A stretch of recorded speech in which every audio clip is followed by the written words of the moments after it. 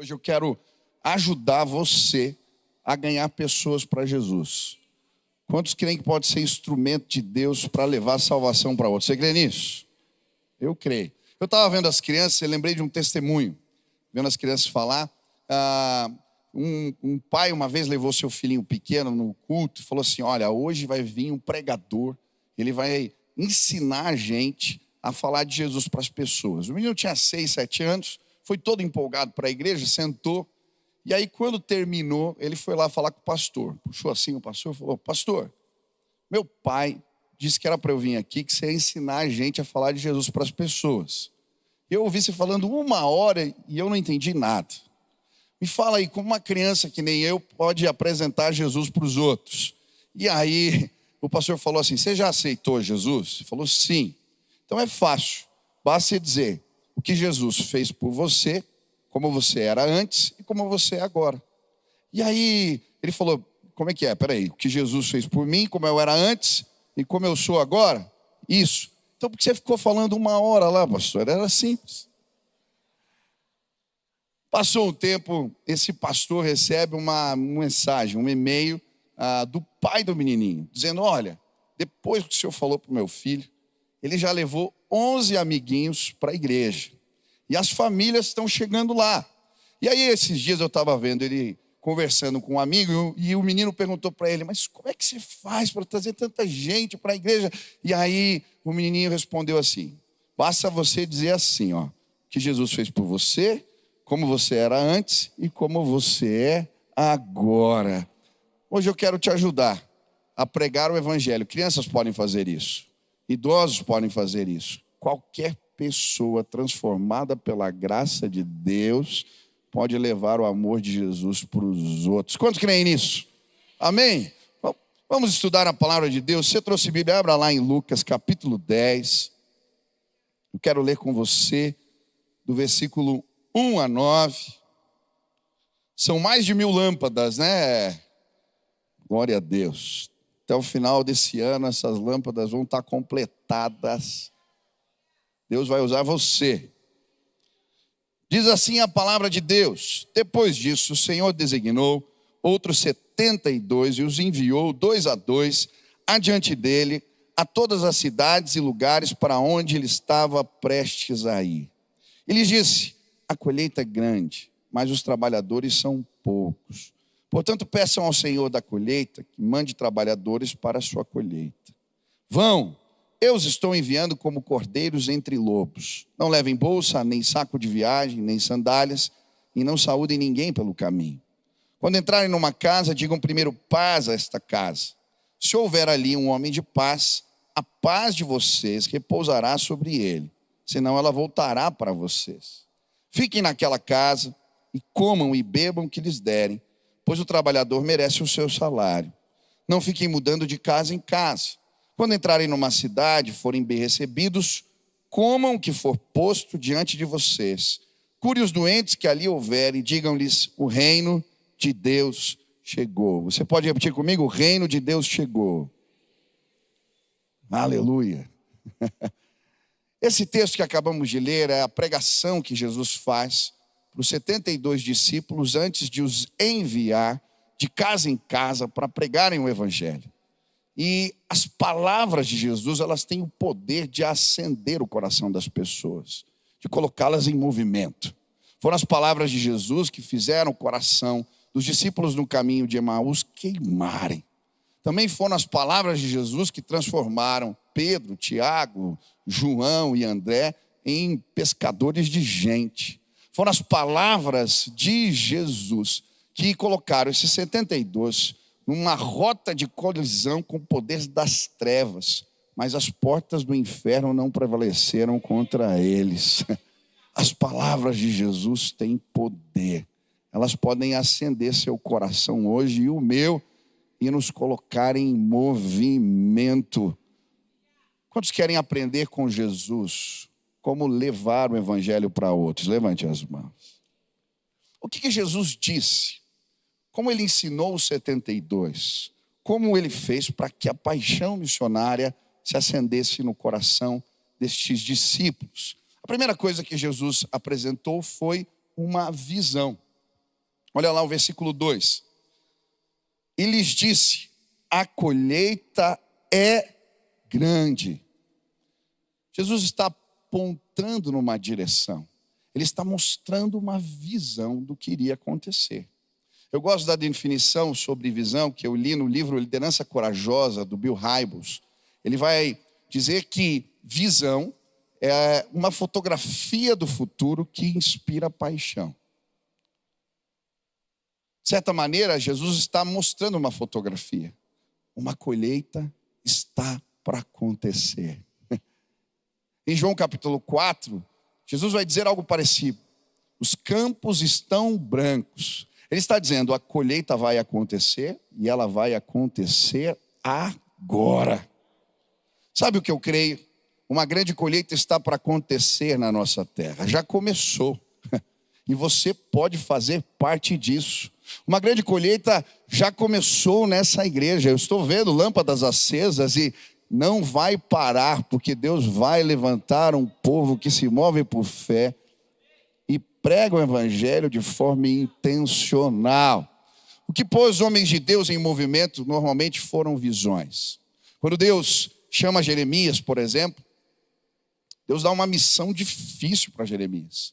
Pregar o evangelho para as autoridades do seu tempo e confrontá-las. Mas logo em seguida, ao chamado, Deus pergunta a Jeremias, o que você está vendo? Ele diz, eu vejo o galho de uma amendoeira. E aí Deus responde a ele, eu velo para cumprir as minhas palavras. Por quê? Deus diz isso. A palavra amendoeira e a palavra velar, na língua hebraica tem a mesma fonética, o mesmo som. Em outras palavras, o que Jesus estava dizendo para ele, o que Deus está dizendo para Jeremias é, vai, desafia os reis, faz o que eu estou te falando e eu vou cuidar de você. É por isso que ele se move na direção da palavra de Deus, visões. Foi isso que moveu o apóstolo Paulo a pregar na Macedônia. Um dia ele está dormindo e acordado por uma visão, ele vê um homem macedônio que diz para ele, passa a Macedônia e nos ajuda. E então ele muda o itinerário, vai pregar o evangelho em Filipos, lá Lídia se converte, depois uma mulher possessa por espíritos malignos, uma adivinha, é liberta. Depois, quando ele é preso, o carcereiro e toda a sua família se converte. E uma igreja começa ali, porque Deus deu uma visão para um homem a respeito do que ele deveria fazer. Sabe, eu creio, as visões de Deus, elas nos colocam em movimento. Eu lembro de uma visão de Deus que impactou minha vida. Há muitos anos atrás, em 2012, eu fui para a Malásia. E lá na Malásia, eu participei de uma conferência de líderes de jovens que estavam fazendo um trabalho relevante no mundo. Eram cerca de 200 pessoas. E conheci muitos pastores do Brasil que estavam fazendo um trabalho relevante aqui na Malásia. E eu fiquei tão impactado de sentar na mesa, compartilhar os testemunhos, ouvir as boas práticas, que quando saímos de lá, eu falei para um pastor que tinha ido comigo, falei, cara, a gente precisa fazer isso em Curitiba. Eu nem conheço os pastores de jovens da minha cidade. Eu tenho que ir para a Malásia para a gente compartilhar as coisas, vamos compartilhar com quem está perto. E nós começamos uns cafés, né? E nesses cafés a gente batia papo, conversávamos, assim, mesas redondas, e cada um falava do que Deus estava fazendo, as boas práticas, compartilhávamos, e aquilo era muito inspirador. Passado um tempo, esse movimento foi crescendo, e chegou a Copa do Mundo, né, no Brasil e até a Copa do Mundo. A gente estava discutindo os movimentos de evangelismo na Copa do Mundo, e eu falei, bom, a gente precisa ensinar esse movimento de unidade para os nossos liderados, para as nossas ovelhas. E aí resolvemos fazer um movimento. Começava na segunda, terminava no sábado, chamamos de Semana do Avivamento, e eram cultos. Cada dia numa igreja diferente, um pastor diferente que pregava e uma banda de uma denominação diferente. Eu lembro que o primeiro culto foi na igreja luterana, o pastor que pregou era da Quadrangular e o louvor era da Batista. Isso aí isso é avivamento, só Deus faz isso. Eu lembro de chegar na luterana, aquelas velas, aquele negócio todo, e a igreja abarrotada, a gente por lá de fora, na escada. E foi assim segunda, terça, quarta, quinta, um mover de Deus. Continuamos fazendo isso e eu lembro que sempre enchia, era aquele mover, aquela graça. E em 2017 nós falamos assim, poxa, a gente precisa terminar esse movimento com uma cruzada evangelística. Normalmente o culto final era lá na PIB, porque o auditório era grande na minha igreja. Eu falei, seria mais simpático o movimento de unidade terminar fora. A gente olhar para fora. E aí montamos uma comissão para procurarmos um lugar para fazer um culto para 7.000 jovens. E eu fui lá em Curitiba, tem o estádio do Atlético. Inclusive ontem eu fui no jogo do Palmeiras. E foi um show, rapaz, 4-1. Meu filho entrou com o Veiga. Nossa, eu falei, pronto. Eu falei, foi o Beni que abençoou o Veiga. Outro. Perdão, desculpa, quem não é palmeirense?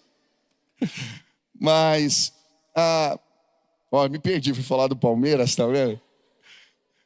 Eu fui no estádio lá para ver o espaço. Lá no estádio do Atlético tinha uma tenda chamada Areninha, que eles faziam eventos para 7.000 pessoas. E eu fui lá para ver esse lugar. E chegando ali, o rapaz que estava me mostrando as coisas, ele falou para mim assim, pastor, você quer conhecer o campo de futebol? Né? Tinha terminado de ver ali, quero. E ele pegou e me levou no vestiário. Quando eu cheguei no vestiário, eu estava olhando as coisas lá e ele falou, pastor, espera um pouquinho. Aqui a gente tem o tour. Eu vou colocar o som da torcida para você entrar no campo. E aí daqui a pouco começa aquele barulho assim de multidão. E ele falou, pastor, pode entrar. E eu fui subindo as escadas. E quando eu pus o pé no gramado, assim, eu vi aquele lugar lotado. Eu falei, meu Deus, o culto vai ser aqui, eu não acredito. Isso era fevereiro de 2017. Nós fomos para debaixo do gol. Eu falei, Deus, nós não temos dinheiro. Eu não sei se tem agenda no clube. Mas se essa visão é do Senhor, faz acontecer. Saímos dali e começamos a ver as coisas. Definimos assim, se formos fazer esse evento, não vamos divulgar nome de bandas, nem de preletores, porque é um culto da igreja, só o nome de Jesus vai ser promovido. Também definimos que o evento ia custar R$10, porque era evangelístico. Então as pessoas tinham que ter condição de pagar os ingressos para os seus amigos. E aí começamos. Negociação com o Atlético. Bom, para pagar a conta de um negócio desse, se eu vendesse todos os ingressos, não pagava nem 1/3. Eu sei que Deus foi fazendo milagres. E eu lembro que o primeiro pastor que eu fui, marquei um horário, apresentei o projeto para ele, ele falou assim, menino, já faz alguns anos, menino, quem vai vir pregar? Eu falei, a gente não está divulgando. Qual vai ser a banda? Também não estamos divulgando. Ele falou, não vai dar certo isso daí. Você está começando agora. Deixa eu te falar. Olha, se a gente não divulga, ninguém vem. E eu falei para ele assim, olha, Jesus atraía multidões há 2.000 anos atrás, ele continua fazendo isso hoje. O pastor falou, eu vou te ajudar a comprar os ingressos. E aí o movimento começou. E sabe, porque eu tive uma visão de Deus. Em julho de 2017, 42.000 pessoas estavam reunidas no estádio do Atlético, na Baixada. Quero mostrar o vídeo do que aconteceu. Olha o que Deus fez.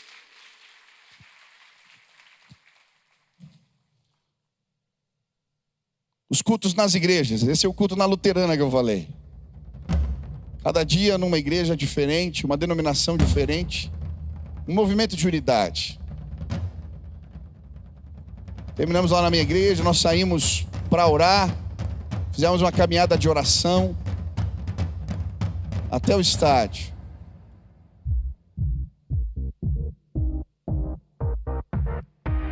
No dia seguinte, durante o dia todo, era um movimento de oração das igrejas. À noite era um evento evangelístico. O pessoal ia chegando, nós íamos orando para um mover de salvação à noite.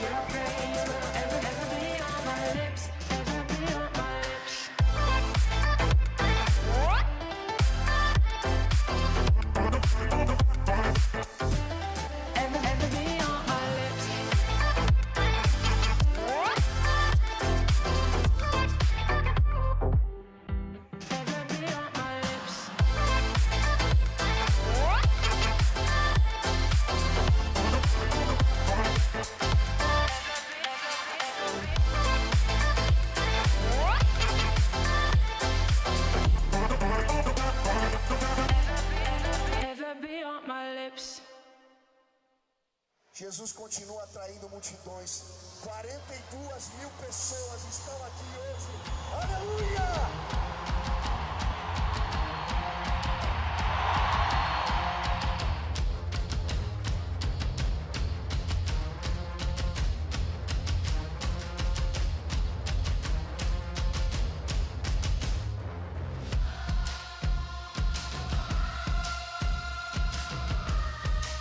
Esse é o coral da Cristolândia. Pessoas foram restauradas da Cracolândia aqui em São Paulo, foram cantar para nós lá.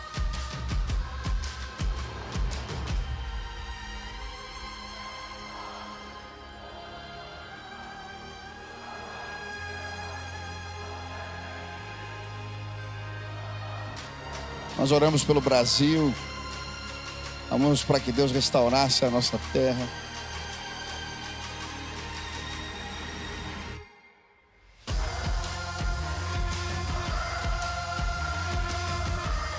Amém. Que ele vai dar um relatório depois.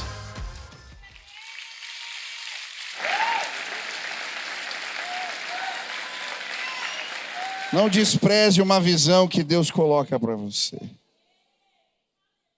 Sabe o que aconteceu? Em 2019 nós fizemos de novo.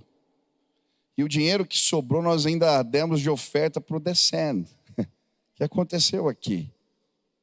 Sabe por quê? Nós éramos pastores jovens, sem dinheiro, sem condições de fazer nada. Mas o nosso Deus é poderoso. Quem quer ganhar pessoas para Jesus? Eu quero que você levante as mãos agora e peça para que Deus te faça enxergar. Você precisa ver a colheita que Deus quer fazer no condomínio onde você mora. A colheita que Deus quer fazer no lugar onde você trabalha. A colheita que já começou entre os seus. Veja aqueles que você ama aqui, louvando a Deus. Pai, eu quero pedir agora que o Senhor abra os olhos dos meus irmãos para que eles possam enxergar, para que eles possam ver, Pai, e entender o que o Senhor quer fazer através da vida deles. Abre os olhos agora, que eles vejam as pessoas, que eles vejam, Pai, os seus chegando, Senhor, se achegando, que eles vejam a colheita e que os corações, os nossos corações, sejam incendiados pelo Teu poder. Quantos querem uma visão de Deus aqui? Amém? Segunda coisa que Jesus compartilha com os discípulos é uma ordem. Portanto, peçam ao Senhor da colheita que envie trabalhadores para a sua colheita. Vão! Eu acho interessante, porque a palavra enviar aqui, quando Jesus manda eles irem, ele usa uma palavra no grego ekbalo, que significa um envio com autoridade. Era a mesma palavra que Jesus usava para expulsar demônios. Eu não sei quem já lidou com libertação aqui. Você normalmente não expulsa um demônio assim, né? Seu demônio, por gentileza, você pode sair. Não, é um comando, é uma ordem. Não é verdade? Quando Jesus envia os discípulos, na verdade, ele os expulsa dali. É como se ele dissesse: saiam daqui agora. Existe algo para ser feito. Existe uma tarefa importante. Saiam daqui. Eu não sei se você sabe a diferença entre uma ordem e uma ordem enfática. Eu sei bem o que é isso por causa dos meus pais. Quando meu pai dava uma ordem enfática, ele cerrava os dentes, ele falava assim. Quando a minha mãe dava uma ordem enfática, ela levantava uma sobrancelha e ela olhava assim, eu saía correndo. Quando Deus manda a gente fazer discípulos, é como se Ele falasse cerrando os dentes ou te olhando feio. Hoje eu vim dizer para vocês: saiam daqui agora. Busquem os perdidos, saiam daqui agora. Façam discípulos de Jesus, saiam daqui. A tarefa é urgente e poucos são os trabalhadores. Sabe, muitas vezes não entendemos a urgência disso. Eu lembro que algo que ressignificou a minha visão sobre o discipulado. Há muitos anos atrás eu fui para a Alemanha e eu fiquei dividindo um quarto com um pastor que já faleceu, o pastor Roberto Botrel. E ele me entregou um livro chamado Multiplicação. Era um livro que ele tinha escrito. E falava da visão de começar grupos pequenos na casa, mas com um enfoque evangelístico. E eu fiquei ouvindo aquilo, e ele falou: Michel, faz um teste, leia o meu livro, e começa na sua casa. Você vai chamar as pessoas, explicou como é que eu tinha que fazer, e eu segui a orientação certinho. E algo foi ressignificado na minha vida. Sabe, muitas vezes a gente vem na igreja, e passam-se anos, e a gente não leva ninguém às águas. A gente não discipula ninguém. Por quê? Porque isso não é intencional para nós. Você se converte e os seus relacionamentos vão sendo transformados. Com o tempo, a maioria das pessoas que você convive são da igreja. E a gente para de ganhar pessoas para Jesus. E aí eu falei: pastor, me explica mais. Eu ouvi, tá bom. Eu era recém-casado. Eu costumo dizer que casa de recém-casado falta quase tudo, tem quase nada. A sala de casa não tinha nada, só o meu teclado. E aí eu pedi emprestado umas cadeiras de plástico na igreja, coloquei um monte de cadeira assim na sala. E fizemos a primeira reunião na minha casa. Eu, minha esposa, o meu cunhado, o irmão dela, junto com a noiva na época, hoje já é casado. E nós enchemos de cadeiras. E naquele dia, sabe o que nós fizemos? Oramos pelas cadeiras vazias. Eu falei: essa semana, cada um de nós vai pegar o caderno e vai fazer uma lista de pessoas que nós conhecemos e que precisam, sim, ser alcançadas pela graça de Deus. E nós vamos orar e vamos convidá-las para vir aqui em casa. A minha esposa fez a lista dela, eu fiz a minha lista, eles fizeram a lista deles. A reunião seguinte tinham mais de 15 pessoas. 15 convidados aceitaram ir. E nós começamos os encontros. Rapidamente, 67 pessoas estavam na minha casa. Não cabia. E gente começou a ser salva, transformada. Nós começamos a discipular e formar novos líderes. Naquela reunião na minha casa se multiplicaram 4 grupos. Eu comecei a mentorear os líderes. Viraram 10, 20. E o ministério da igreja lá de jovens explodiu dessa forma. Quando nós entendemos a intencionalidade na pregação do evangelho. Quantos querem ganhar pessoas para Jesus? Você não ganha porque você não é intencional. Você fica esperando uma oportunidade aparecer do nada, ela não vai aparecer. Deus já fez o que tinha que fazer. E hoje Ele está dizendo para essa igreja, para vocês: saiam daqui e ganhem as pessoas. Saiam daqui, tragam elas. Sejam intencionais. E vocês vão participar de um grande despertamento espiritual. Você consegue ver a cara brava de Deus? Ele falando com os dentes cerrados, dizendo: saiam daqui. Quantos receberam uma graça maravilhosa? Quantos foram transformados por essa graça? Levante as 2 mãos. Existem pessoas lá fora que não receberam essa graça. Compartilha, compartilha, compartilha em nome de Jesus. Nós não ganhamos pessoas porque não somos intencionais na pregação do evangelho. Terceira lição. Jesus, ele compartilha uma tarefa simples com os discípulos. Olha o que diz o versículo 1. Depois disso, o Senhor designou outros 72 e os enviou 2 a 2 adiante dele a todas as cidades e lugares para onde ele estava prestes a ir. O que me chama a atenção aqui é que Jesus manda os discípulos na frente. A gente sempre fala que Deus vai na frente, não é verdade? Mas Jesus manda os discípulos adiante dele. Mas por que Jesus manda os discípulos na frente? Nos tempos antigos, quando uma autoridade ia chegar num vilarejo, numa aldeia, ele normalmente mandava mensageiros na frente. Qual era o papel dos mensageiros? Eles iam preparar o caminho, preparar as estradas, arrumar, consertar, para o rei chegar, não pisar na poça. Mas eles também iam de casa em casa, falando assim: ó, venham, saiam daqui, venham receber, o rei está chegando. O rei está chegando, venham. Saiam, venham receber o rei. Sabe, na perspectiva de Jesus, os discípulos tinham que ir na frente preparar o caminho para que ele pudesse chegar. E esse é o meu e o seu trabalho. O trabalho de pregar o evangelho não é um trabalho de convencer as pessoas. Essa é a obra do Espírito Santo. Nem de transformá-las. Nós apenas preparamos o caminho. E quando fazemos isso, Jesus se revela às pessoas. Quantos querem ganhar pessoas para Jesus? Essa é uma tarefa simples, que qualquer servo pode fazer. Preparar o caminho para Jesus. Sabe, às vezes a gente ouve a história de grandes homens de Deus e a gente não sabe quem eles eram de fato. Quem já ouviu falar aqui de John Bunyan? O livro O Peregrino. Já ouviu falar desse livro? Quem já leu o livro O Peregrino? Levanta a mão. Olha, esse livro foi escrito em 1600 e pouco. O pastor John Bunyan, ele pregava o evangelho e foi preso pregando o evangelho, foi parar na cadeia e escreveu esse livro que se tornou um best-seller. Nós estamos em 2025 e tem pessoas aqui nesse auditório que já leram o livro que ele escreveu. Agora, você sabe qual era o trabalho de John Bunyan? Alguém sabe? Ele era funileiro. Eu fico imaginando que enquanto ele consertava panelas, o Espírito Santo se revelava para ele. Quem já ouviu falar de William Carey aqui?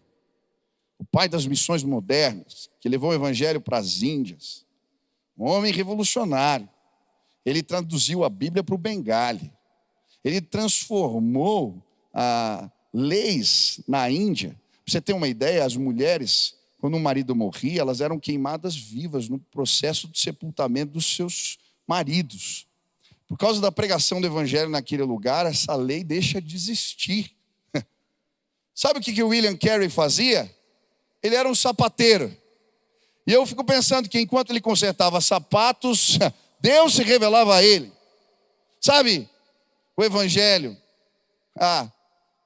tem a ver com a disposição de gente simples, que entende que o seu chamado é preparar o caminho para que Jesus possa se revelar para os outros. Uma criança pode fazer isso, um velho pode fazer isso, qualquer pessoa pode fazer isso. Repita comigo: Deus usa gente simples. Mais uma vez, Deus usa gente simples.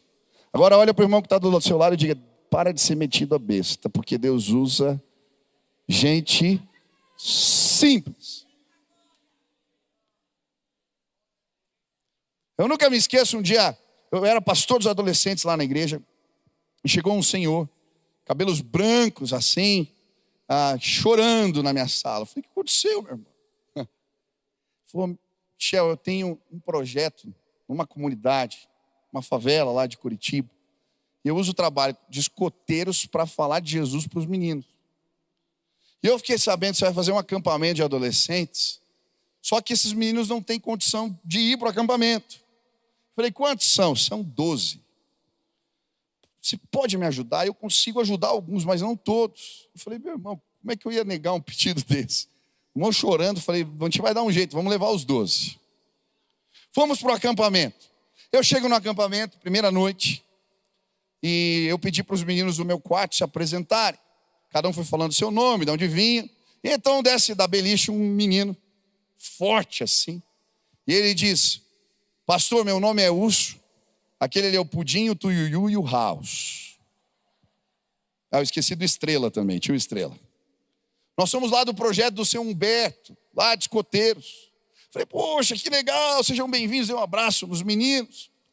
E aí fui começar a devocional. Quando eu estava começando a devocional no quarto, comecei a falar. Pastor, falei, o Urso me interrompe. Falei: que foi, Urso? Queria te pedir autorização para lhe chamar de chefe. Chefe, por quê? É que lá no projeto dos escoteiros, lá do seu Humberto, a gente chama assim os nossos líderes. Eu falei: me chame como você quiser. Fiz a devocional, terminando a devocional, fui pôr os meninos para dormir. Quem já trabalhou em acampamento de adolescentes aqui, de jovens, você quer provar se você tem o fruto do Espírito na sua vida, tenta pôr os adolescentes para dormir. Olha, era travesseiro, não parava, era madrugada, tentando dormir. Eles trabalham com os jovens, Deus abençoe, Deus derrame graça. E aí eu não conseguia dormir, aquela bagunça, aquela confusão. Daqui a pouco desce o Urso da beliche. E o Urso lá na comunidade era metido com o tráfico, forte. Ele falou assim: o chefe mandou a gente dormir. Quem não puser a cabeça no travesseiro agora e tratar de dormir, amanhã vai se ver comigo. Houve um silêncio arrebatador no quarto. Eu me apaixonei pelo urso. Falei, você vai vir em todos os acampamentos comigo, cara. O acampamento foi rodando, as brincadeiras, os cultos e Estrela, Pudim, Tuiuiu, House, Urso, participavam de tudo. Chegou o último culto, era o culto da fogueira. E eu estava pregando, daqui a pouco eu escuto alguém sussurrando. O chefe. Falei, o que foi? Eu estou pregando. Falei, quero dar um testemunho. Falei, tá bom. Estava com o graveto na mão, falando que os meninos tinham que entregar o pecado lá na fogueira, aquela coisa toda. O urso pega o gravetinho e fala assim, olha, lá na comunidade onde eu moro, os traficantes eram os meus referenciais. Eles cuidaram de mim quando eu perdi meu pai e eu tinha 9 anos de idade. Mas hoje, aqui nesse acampamento, eu recebi um novo referencial, que é Jesus. Eu entendi quem é Jesus. E eu quero jogar esse graveto aqui e dizer que eu não quero mais fazer o que eu fazia. Naquele dia, Urso, Pudim, Estrela, Tuiuiu e House entregaram a vida para Jesus. Nós voltamos para casa, chegamos no culto. Mas sabe o que me impactou quando chegamos no culto domingo? O Urso foi dar um testemunho do que Deus tinha feito na vida dele. E eu fiquei olhando o seu Humberto. Ele estava com os olhos cheios de lágrimas. Quando terminou o culto, ele pôs cada um dos meninos numa Kombi e levou cada um daqueles meninos para casa. Aquele senhor. No dia que o Urso, Pudim, Estrela, Tuiuiu e Raul se batizaram, o seu Humberto parecia que ia ter um ataque do coração. Ele, de novo, com todo carinho, levou cada um daqueles meninos para casa. Sabe por quê? Deus usa gente simples. Hoje eu quero chamar os mecânicos que trabalham aqui. Quero chamar as pessoas que trabalham com construção. Eu quero chamar pessoas simples, que vendem roupas, que trabalham no comércio. Gente simples, para preparar o caminho. Talvez você vai abrir tua Kombi, trazer uns adolescentes para a igreja. Talvez você vai abrir tua casa. Mas se você preparar o caminho, Jesus vai aparecer para essas pessoas. Preparem o caminho, preparem o caminho, preparem o caminho. Quantos querem fazer isso? Aleluia! Mas nós não pregamos o evangelho porque não entendemos também o poder desta mensagem. Olha o que Jesus manda eles dizerem. Jesus vai dizer, digam-lhes, o reino de Deus chegou até vocês. Jesus manda eles irem de casa em casa, prepararem o caminho, mas declararem, o reino de Deus chegou. Você pode repetir isso comigo? O reino de Deus chegou.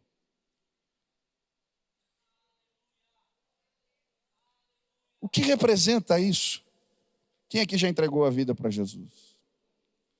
O reino de Deus, ele é revelado a nós na pessoa de Cristo Jesus. Quando ele chega, o reino chega. Se Jesus chegou na tua vida, o reino de Deus chegou para você. Agora, o reino de Deus, essa mensagem, ela é poderosa para transformar a vida das pessoas. É por isso que em Romanos, no capítulo 1, versículos 16, a Bíblia vai dizer que o evangelho é o poder de Deus para salvar todo aquele que crê. Quando o reino de Deus chega no coração de alguém, a sua vida é completamente transformada. Quem foi transformado por essa graça? A mensagem que nós pregamos, ela é poderosa. Para mim, um exemplo lindo nas Escrituras é do jovem gadareno. Aquele moço que a Bíblia diz que se machucava com pedras, andava nu entre os sepulcros. Ninguém podia contê-lo porque estava possesso de espíritos malignos. Quando o barquinho dos discípulos aponta na direção de Gadá, o que acontece? Uma guerra espiritual.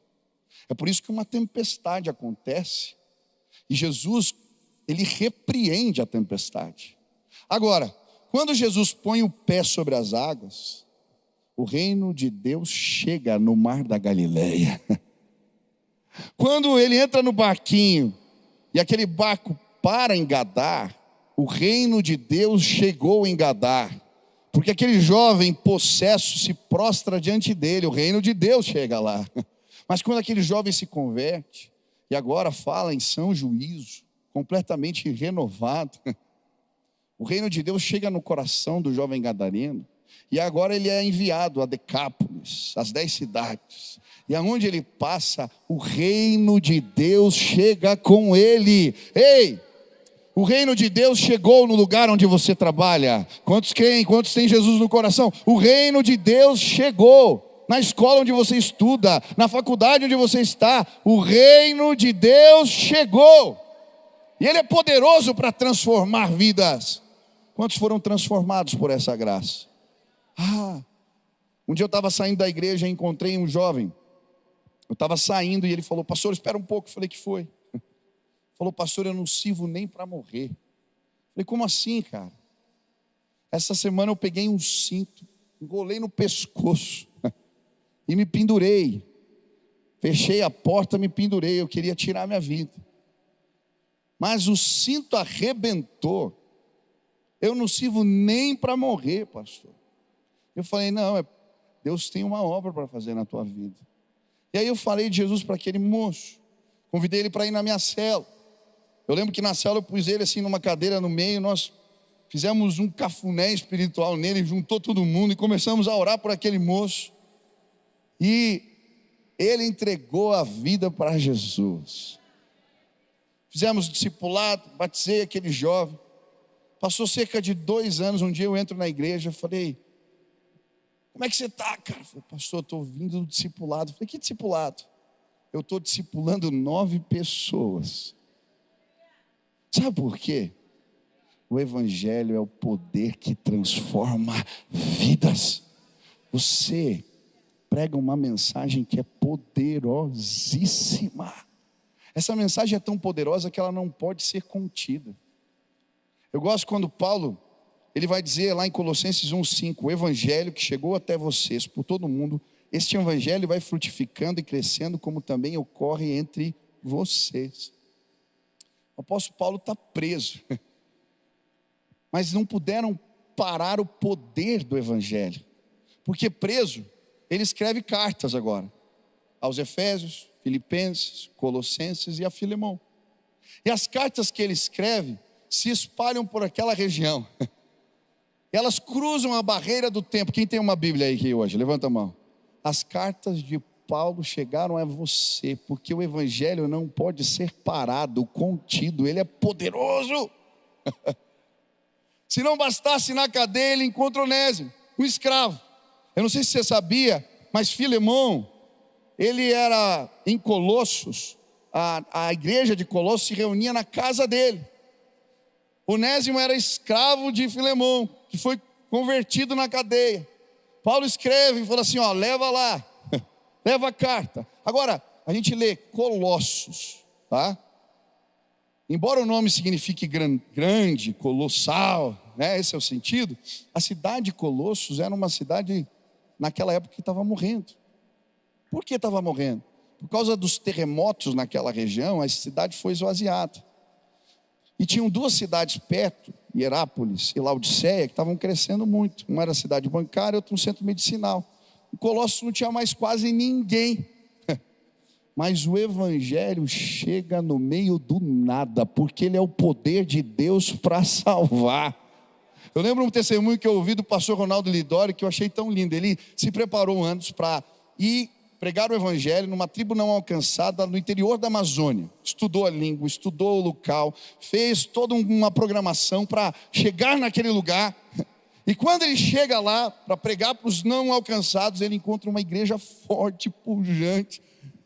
O que aconteceu aqui? Como é que vocês aprenderam sobre Jesus? E alguém fala: foi o seu João. Seu João, quem é seu João? E ele vai atrás do seu João.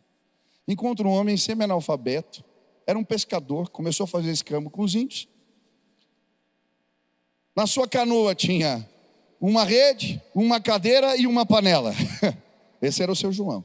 Ele fala: seu João, Como é que você veio parar aqui? Vim trabalhar. Como é que está indo o trabalho? O seu João responde: já abri 6 igrejas nesse lugar. Queridos, o Evangelho é o poder de Deus para transformar vidas, e ele chega onde ninguém chega. Levante as mãos assim. A mensagem que você carrega é poderosíssima. Ela vai mudar a vida de quem está perto de você, e ela pode chegar onde você não imagina. O reino de Deus chegou. Por fim, do que se trata essa mensagem? Estou falando muito, já vou encerrar. Do que se trata essa mensagem? O que ele manda fazer? Quando vocês entrarem numa casa, digam a paz. Aqui eu vi que vocês gostam de falar da paz, né? A paz seja com vocês. Agora, o que é isso? O que representa essa paz? A paz de Deus não é ausência de guerra. Na perspectiva bíblica, a paz representa uma bênção espiritual que só Jesus pode dar. É por isso que ele diz: a minha paz vos dou, não vou lá dou como o mundo a dá. É uma bênção. É por isso que a paz fica ou vai embora. Mas o que a Bíblia está falando que isso representa? Por causa do pecado, todos nós nos tornamos alvo do juízo de Deus. Você concorda comigo? A Bíblia diz que todos somos pecadores. Agora, quando eu prego o Evangelho para alguém e eu declaro: a paz de Deus fique com você, e ele entende a mensagem, ele se torna um homem de paz. Por quê? Porque a inimizade com Deus acaba. E ao invés de ser alvo do juízo de Deus, ele agora pode ter paz com Deus. Quando pregamos o Evangelho, nos tornamos ministros da paz de Deus. Sabe, eu não vim de avião para São Paulo, nem de carro. Eu vim de caminhão para a igreja hoje. É uma brincadeira. Mas eu trouxe sacos e sacos de paz. Faça assim com as mãos. Eu vim colocar sacos de paz nas mãos de vocês. Entrem nas casas e declarem a paz de Deus. E as pessoas vão encontrar a graça maravilhosa. Paz, paz. Mas o texto termina e eu vou terminar assim: reunindo-lhes, deu-lhes poder e autoridade.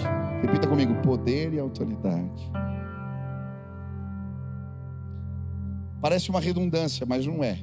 Autoridade tem a ver com posição. Poder tem a ver com meios para realizar algo.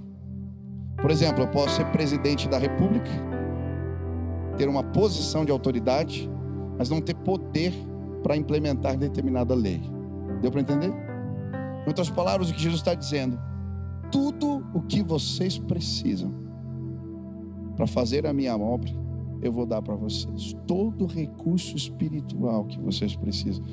Poder e autoridade. Levanta a mão assim. Uma mão. Deus colocou poder nessa mão. Levanta outra mão agora. Deus colocou autoridade. Quantos querem ter experiências do poder de Deus aqui? Quando nos colocamos em movimento, os sinais de Deus nos acompanham. A Bíblia vai dizer em Marcos 16: e estes sinais seguirão os que creem. Ele está falando aqui de missão aqui.